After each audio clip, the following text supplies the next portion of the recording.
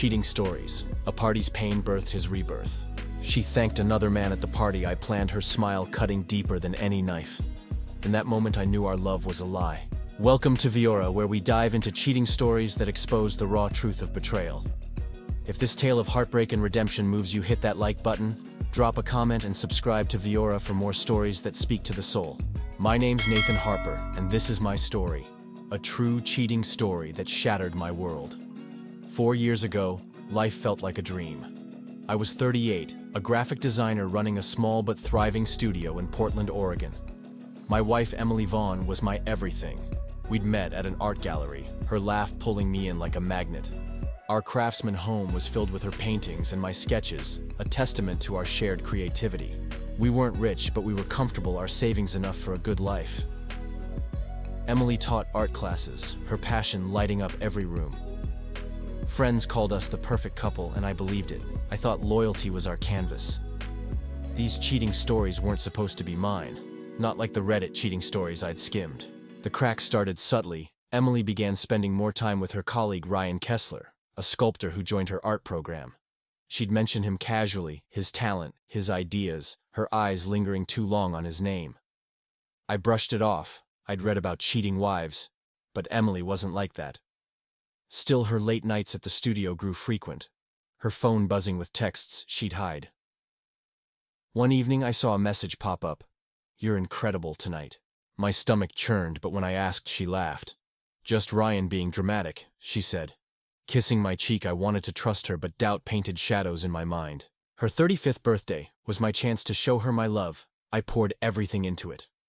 Rented a rooftop venue with city views, ordered her favorite champagne, designed a cake with edible flowers.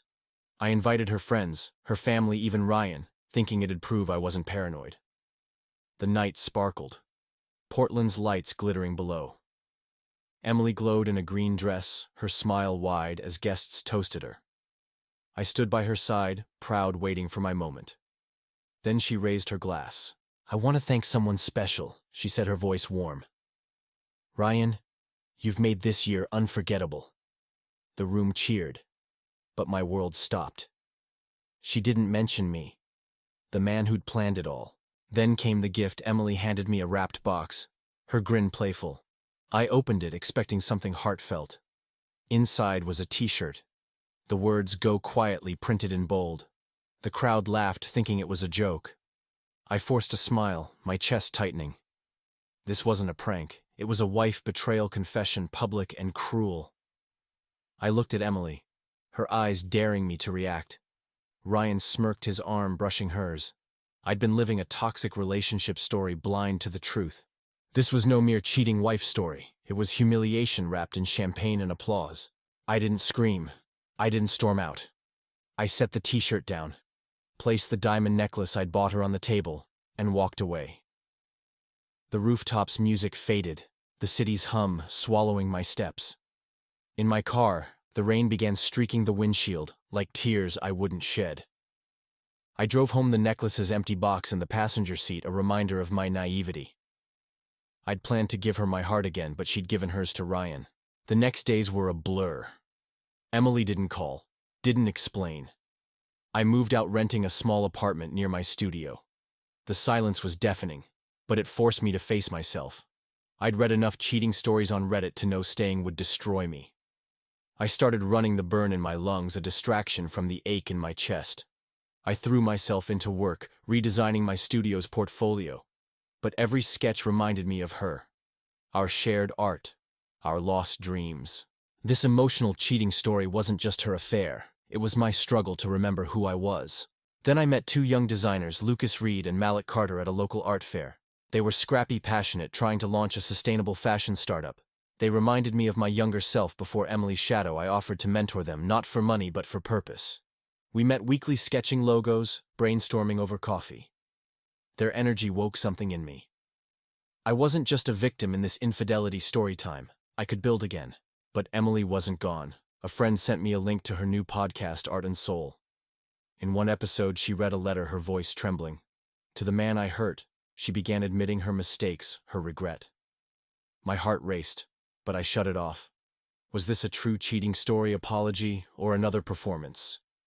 The rain outside my apartment pounded a mirror to my turmoil. Could I move on, or would her words pull me back? The Portland rain hadn't let up a constant drizzle that soaked the city and mirrored the weight in my chest. Emily's podcast letter, her voice cracking with regret, looped in my mind, but I refused to let it pull me back. That night at her birthday party when she thanked Ryan and handed me the Go Quietly t-shirt had severed something permanent. This wasn't just another cheating wife story. It was the death of the man I'd been. My new apartment, sparse and quiet, was both a refuge and a reminder of how far I'd fallen. Yet working with Lucas and Malik, seeing their startup take shape, gave me a spark of purpose. These cheating stories weren't just about loss. They were about what you build from the ruins. Emily's silence after the party didn't last. She started texting short messages. At first, "Can we talk?" I ignored them, but each one was a needle pricking at the walls I'd built. I'd read enough Reddit cheating stories to know apologies often masked manipulation. Still, doubt crept in. What if she was genuinely sorry? What if I was shutting out a chance to understand why she'd betrayed me? The rain outside my window seemed to mock my indecision, its rhythm a challenge to move forward or drown. The first twist came unexpectedly. My sister Hannah called, her voice hesitant. Emily came by. She said, "She's a mess, Nathan. She says she didn't mean to hurt you." My grip tightened on the phone. "She meant every word at that party," I replied. Hannah sighed. "She gave me something for you." A package arrived the next day. A sketchbook, one I'd given Emily years ago, filled with our early designs. Tucked inside was a note: "I kept this because it was us." My throat burned. This wasn't just a wife betrayal confession. It was a reminder of the life we'd shared. I shoved the sketchbook in a drawer, but its weight lingered, a ghost of our past.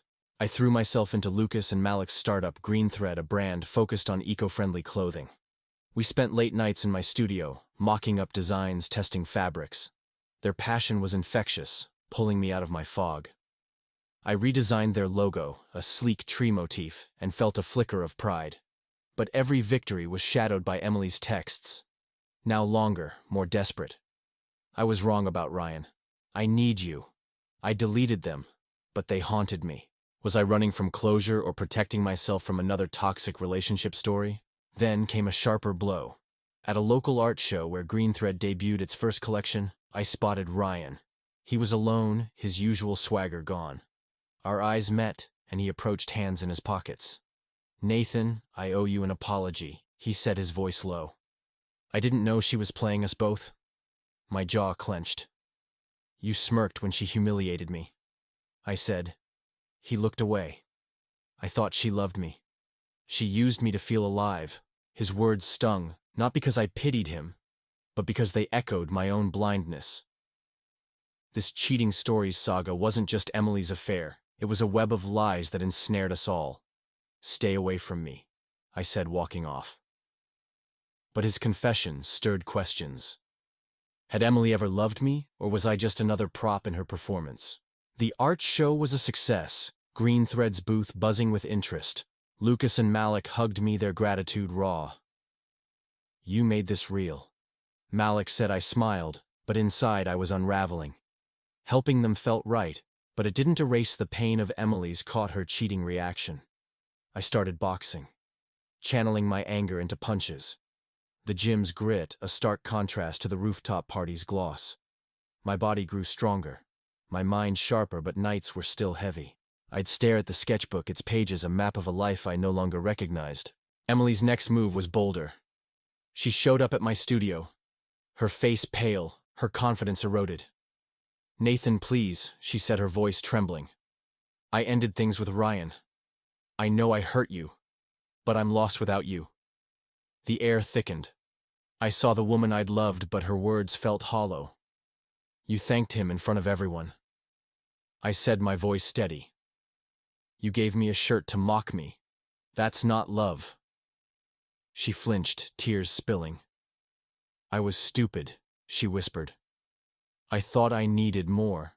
I pointed to the door. "You don't get to need me now." She left, the rain swallowing her footsteps, but her plea clung to me, a reminder of this emotional cheating story's cost.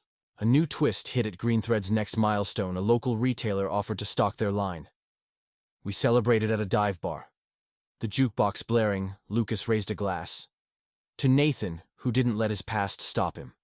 I laughed, but the toast stung. My past was still here in Emily's texts in the sketchbook I couldn't throw out. That night, I found another podcast episode. Emily's voice was raw, reading another letter. I broke the man who loved me. I don't deserve him, but I'll always regret it. Comments flooded in, some calling her brave, others fake. I shut my laptop, my heart pounding. Was this a true cheating story, confession, or another act? The final curveball came from an unexpected source. My old friend Tara Wells, a photographer who'd been at the party, sent me a video. It was from that night, a candid moment before Emily's speech. She and Ryan were in a corner, her hand on his chest, laughing. Tara's message was blunt. I didn't send this then, because I thought you'd break. You deserve to know. The video was a gut punch proof of their intimacy I'd suspected, but seeing it made this cheating wife Reddit saga real. I sat in my apartment, the rain a steady hum, and felt the anger rise. Had I been too soft, letting Emily's apologies linger? Greenthread grew, and so did I. I ran farther, punched harder, designed bolder. Lucas and Malik became like brothers. Their startup, my anchor. But Emily's shadow persisted. Her podcast gained traction, her redemption, arc-drawing fans. I didn't listen, but I couldn't escape the buzz. The city felt smaller, her presence everywhere. I stood at a crossroads, confront her, ignore her, or keep building. The rain outside my window offered no answers, just a challenge to decide who I'd be after this infidelity story time. Could I outrun her ghost, or was I still tethered to her betrayal? The Portland rain had softened to a mist, cloaking the city in a quiet haze that matched the turmoil in my chest. Emily's podcast, her tearful letters, and that damning video from Tara looped in my mind, each a thread in the cheating story's tapestry that had unraveled my life. I wasn't the man who'd planned her birthday party, standing humiliated as she thanked Ryan, nor the one who'd walked away leaving a diamond necklace behind. I was Nathan Harper, rebuilding with Lucas and Malik's startup Greenthread, my body stronger, my purpose clearer. But Emily's shadow lingered, a question I couldn't outrun. Could I truly move on, or was I still defined by her betrayal? Greenthread was gaining momentum. A regional chain picked up their eco-friendly clothing line, and Lucas and Malik's excitement was contagious. We worked late in my studio, sketching new designs, the air thick with coffee and ambition. "You're the reason we're here," Lucas said one night. His grin wide, I nodded, but the praise felt heavy. Helping them had saved me, but it didn't erase the ache of Emily's wife betrayal confession broadcast for the world to hear. I kept boxing the gym's rhythm, grounding me, but every punch carried her name. This wasn't just a cheating wife story. It was my fight to reclaim myself. The first twist came at a Greenthread pop-up event. The venue buzzed with shoppers, Portland's art scene alive with color. As I helped set up, I saw Emily across the room, her presence like a cold snap. She wasn't the polished artist from the party. Her hair was messy, her eyes tired. She approached, clutching a Greenthread tote. "Nathan, I didn't know you'd be here," she said, her voice small. I tensed, Tara's video flashing in my mind. Her hand on Ryan's chest, laughing. "What do you want?" I asked, my tone flat. She swallowed. "I'm trying to be better. I listened to your podcast interviews. You're inspiring people." Her words stung, not because they were false, but because they came too late. "Good for you," I said. Turning away, she left. But her presence lingered, a reminder of this toxic relationship story's grip. Emily's podcast Art and Soul was everywhere now. Clips flooded social media, her redemption arc drawing fans and critics. One episode went viral. She read another letter, her voice breaking. "I hurt the man who gave me everything. I'll never forgive myself." Comments split, some called her brave, others a fraud. My inbox filled with messages from strangers, some praising my strength, others urging me to give her a chance. Hannah called again, her voice soft. "She's not the same, Nathan. She's lost Ryan, her spark. Maybe talk to her." I stared at the rain-slicked street outside. "She lost me first," I said. But doubt gnawed. Was I holding on to pain to punish her, or to protect myself? The next blow was sharper. At a networking event for Green Thread, I ran into Claire, Emily's best friend. She pulled me aside, her face uneasy. I knew about Ryan. She admitted, her voice low. Before the party, I thought it was a fling, so I didn't tell you. My chest tightened. Another betrayal, this time from someone I'd trusted. You watched her humiliate me. I said, my voice cold. Claire's eyes welled. I was wrong. I'm sorry. I walked away. The event's chatter fading. This infidelity story time wasn't just Emily's affair. It was a network of silence friends who'd let me fall. I punched the heavy bag harder that night, the gym's lights harsh. How many had known, and why had I been so blind? Green Thread's success kept me anchored. A national retailer expressed interest, and we spent weeks refining pitches. Lucas and Malik leaned on me, their trust a balm. But Emily's shadow grew. She emailed me a formal request to meet. I owe you the truth, she wrote. Against my better judgment, I agreed, choosing a quiet cafe. She looked fragile, her usual vibrance gone. Ryan was a mistake, she said, her hands trembling. I felt trapped, like I wasn't enough. I used him to feel alive, but I hurt you most. Her wife-cheating confession was raw, but it didn't heal. You mocked me in front of everyone, I said. That wasn't a mistake, it was a choice. She nodded, tears falling. I don't expect forgiveness, I just needed you to know I left the cafe's warmth fading into the misty night. Her words didn't free me, they weighed heavier. The final twist came at Green Thread's biggest moment, a launch party for their national deal. The venue was packed, Portland's skyline glittering through the windows. I gave a short speech praising Lucas and Malik, my voice steady. Then I saw Emily in the back, uninvited, her eyes locked on me. She didn't approach, just clapped when I finished, her face unreadable. Malik noticed. Is that her? He whispered. I nodded, my jaw tight. After she lingered by the exit. I'm proud of you, she said, her voice soft. I'm leaving Portland, I just wanted to say goodbye. I stared at her. Tara's video and her podcast letters colliding in my mind.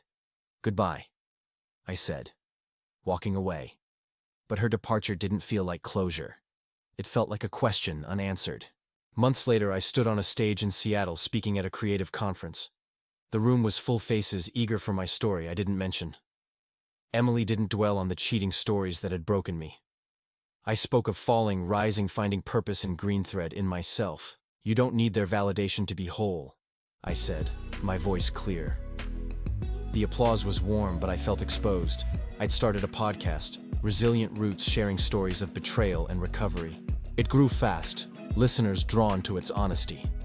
Lucas and Malik's startup thrived, their gratitude a constant. Yet alone in my apartment, the rain softer. Now I wondered, Emily was gone, her podcast fading as her audience moved on. I'd won. But what had I lost? I found the sketchbook she'd returned, its pages worn. A photo slipped out, us at an art fair laughing. I didn't hate her anymore. I felt nothing, and that scared me. You don't heal by forgetting, you heal by choosing who you become. I thought a truth that settled deep, but the future was murky. I was stronger, but could I love again? Should I have heard Emily out, or was my silence my strength? The city's lights flickered outside, offering no answers, just a challenge to keep going. If this cheating stories journey hit you, like, comment, and subscribe to Viora for more raw, real tales of heartbreak and triumph. Share your thoughts below.